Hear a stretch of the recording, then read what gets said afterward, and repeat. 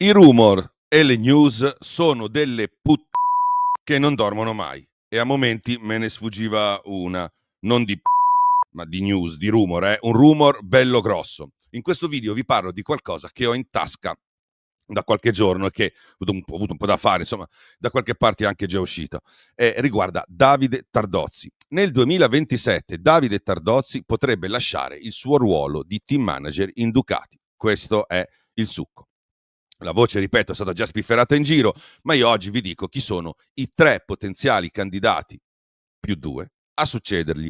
Non solo Pirro, come già si mormora, ma anche altri 2 nomi e uno è davvero sorprendente. Li volete i dettagli?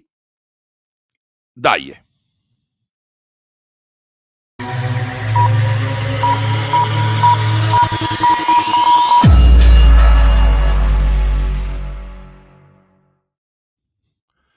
Ciao da Mr. Helmet. Quante cose succederanno nel 2027 in MotoGP?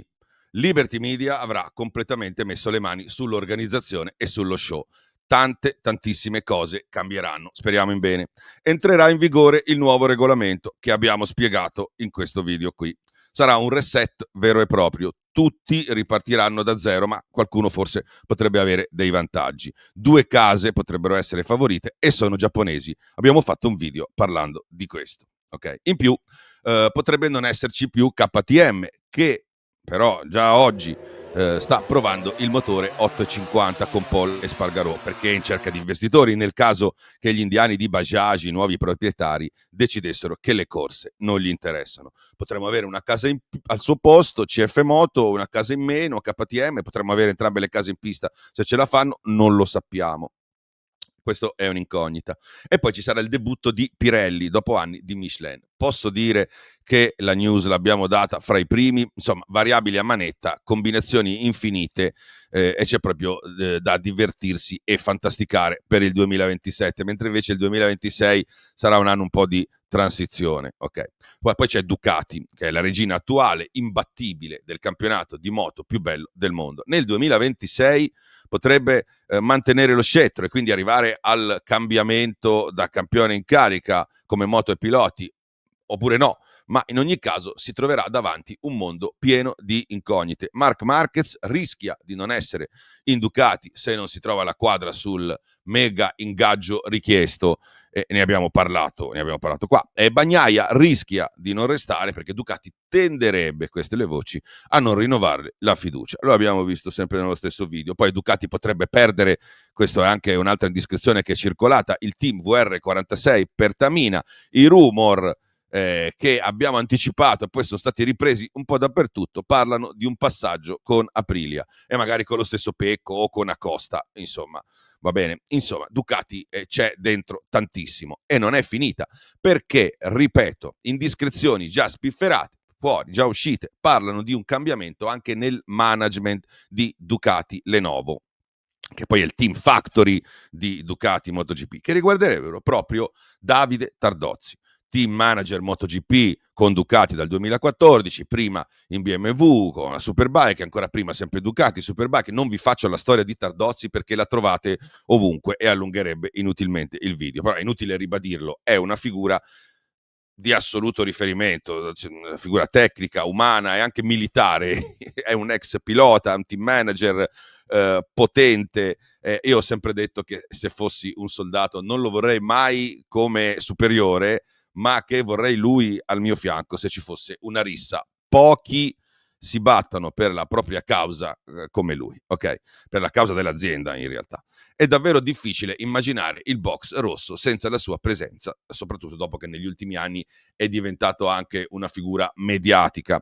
E come sempre, ripeto, i miei video non sono i migliori dal punto di vista grafico, effetti e contributi visivi ne metto pochi perché non è la mia specialità. Preferisco darvi le news anche perché chi ha guardato la MotoGP negli ultimi anni si ricorda bene quanto sia stato protagonista Tardozzi, quindi vi risparmio i filmatini e tutte le gag volontarie e involontarie di cui è stato protagonista. Quindi andiamo al sodo.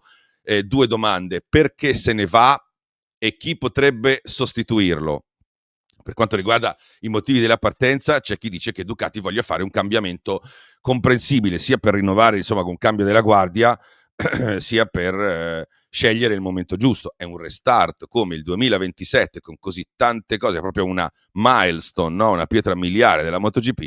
È il momento perfetto per un cambiamento così. Però ci sono altre voci altrettanto credibili che dicono che sia lo stesso Tardozzi ad aver scelto di staccare e di chiudere la consulenza, perché per chi non lo sapesse, Tardozzi effettivamente non è un dipendente Ducati. Anche questo è comprensibile, la MotoGP è un impegno enorme e la fatica si sente per tutti, anche per chi ama il proprio lavoro. Detto questo, le motivazioni sono quasi secondarie rispetto al tema principale, che è quello che ti interessa di più, ovvero il tema dei possibili successori. Il primo nome è quello di Michele Pirro. Qualcuno ha già fatto il suo nome, da tanto tempo gli si attribuisce il ruolo di successore pilota. Pirro farà l'ultima stagione al CIV nel 2026, tester Ducati MotoGP, proprietario di team il Garage 51, vincente nel CIV, responsabile di progetti tanti promozionali, educativi, formativi, didattici, organizzatore di eventi e trofei, uomo di fiducia assoluta di Ducati e anche dell'amministratore delegato Domenicali, e anche su Domenicali chissà se nel 2027 sarà ancora al comando. Insomma, tutte le cariche più o meno durano un tempo definito, no? Insomma, Pirro è un destinatario naturale, cioè è proprio un vero ducatista, è proprio un uomo immagine Ducati, conosce Ducati, conosce le corse, conosce il box, conosce l'azienda, conosce il paddock, è allineato su tutto. Non sappiamo se abbia l'attitudine al comando, ma non sarebbe la prima volta che vediamo persone capaci adattarsi ad un ruolo inaspettato se vengono queste persone adeguatamente formate e supportate. Okay? Se verrà scelto, vorrà dire che sarà stato opportunamente valutato da chi ha tutte le informazioni per decidere. Okay? Secondo nome, Manuel Poggiali. Stando a ciò che ho saputo io, il secondo candidato è Manuel Poggiali. Eh, Lui nel box Ducati con un ruolo, diciamo, tecnico e insomma dirigenziale, non lo so, ma tecnico comunque sicuramente sì, c'è già. Ha lavorato bene nei team privati, sta lavorando bene anche in rosso, è un campione del mondo 2001 in 125, 2003 in 250, conosce i piloti, conosce le moto, conosce il paddock molto bene anche lui. In Ducati, dicevo, attualmente ha un ruolo differente, sì, però è da tempo che è stato inquadrato come possibile eventuale successore in ruoli di team management. Anche lui, come Pirro, è uno che viene, fra virgolette, dalla strada, intesa come essere un ex pilota, come del resto Tardozzi, sia chiaro.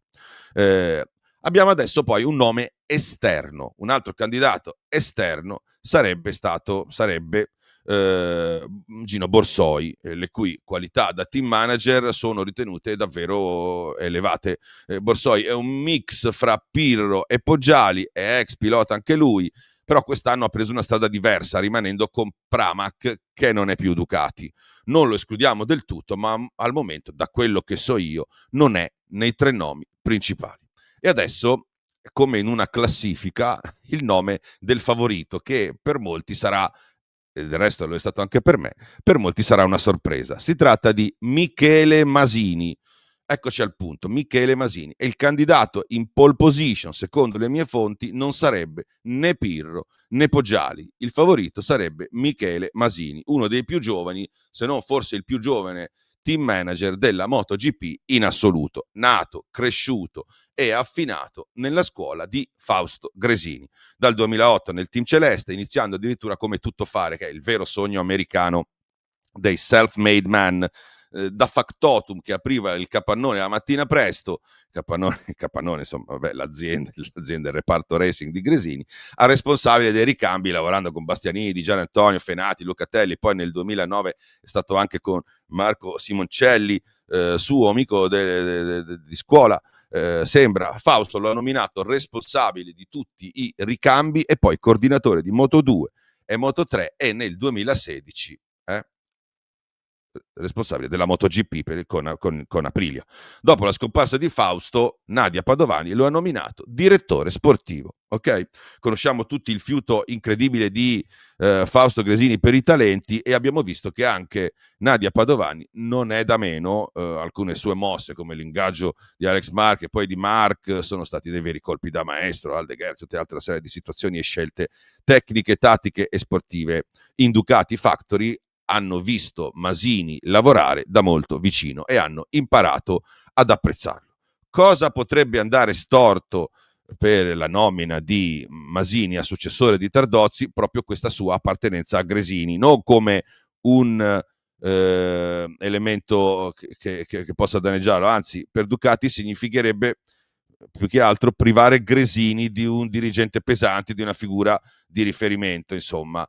Se la cosa non dovesse andare in porto, si dice che il motivo potrebbe essere questo, cioè Ducati non vorrebbe danneggiare troppo Gresini e privare il team di un uomo chiave. Ok, si può fare, questo ho chiuso i nomi fra i più papabili che ho. Si potrebbe fare ovviamente anche il nome di Francesco Guidotti, uscito da un ruolo analogo in KTM dopo tanti anni in Ducati Pramac e non più rientrato nel giro grosso, però devo essere onesto, non ho informazioni a riguardo, magari mi posso sbagliare, però non ho informazioni e quindi non me le riesco ad inventare, non me le posso inventare. Bene, io vi ho fatto un riepilogo delle cose che succederanno sicuramente nel 2027, poi vi ho fatto un riepilogo delle cose che potrebbero succedere nel 2027, che ho dato come anticipazioni o rumor di Mr. Helmet, e poi vi ho messo sul tavolo questo petardo qui. Cosa ne pensate? Esploderà anche secondo voi? I 3 nomi più 2 sono quelli giusti? Ne avreste aggiunto qualcun altro? Scrivetemelo nei commenti e nel frattempo spero che mentre guardate il video abbiate messo like se non l'avete ancora fatto, oppure vi siate iscritti o abbonati al canale. Serve supporto. Ci vediamo presto, ok? Ciao da Mr. Helmet.